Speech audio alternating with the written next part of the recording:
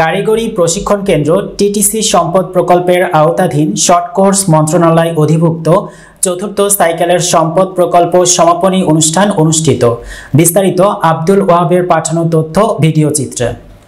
বুধবার সকাল 11:30টার সময় সাতক্ষীরা কারিগরি প্রশিক্ষণ কেন্দ্র টিটিসি সভাকক্ষে সম্পদ প্রকল্পের আওতাধীন শর্ট কোর্স মন্ত্রণালয় অধিভুক্ত চতুর্থ সাইকেলের সম্পদ প্রকল্প সমাপনী অনুষ্ঠান অনুষ্ঠিত হয়।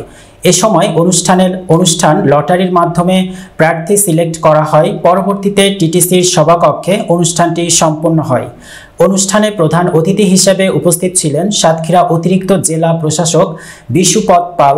বিশেষ অতিথি হিসেবে উপস্থিত ছিলেন সাতক্ষীরা জেলা তথ্য অফিসার মোহাম্মদ জাহারুল ইসলাম, নাজমুন নাহার উপপরিচালক, মহিলা বিষয়ক অধিদপ্তর সাতক্ষীরা KM মাহবুব কবির, সহকারী পরিচালক BRTA সাতক্ষীরা মোহাম্মদ মোস্তফা জামান, সহকারী পরিচালক জেলা কর্মসংস্থান ও জনশক্তি অফিস সাতক্ষীরা জনাব KM মিজানুর রহমান, ভারপ্রাপ্ত অধ্যক্ষ সাতক্ষীরা কারিগরি প্রশিক্ষণ কেন্দ্র এবং টিটিসির শিক্ষার্থীরা এ সময় উপস্থিত ছিলেন।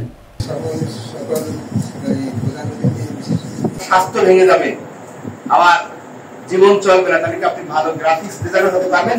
যেমন আছে mobile servicing, computer, showpiece and handicrafts making, beauty parlour. আশা করি আপনারা এই কোর্সের মাধ্যমে এখানে যে প্রশিক্ষণ গ্রহণ করেছেন, পাঁচটি কোর্সই হচ্ছে কর্মমুখী কোর্স।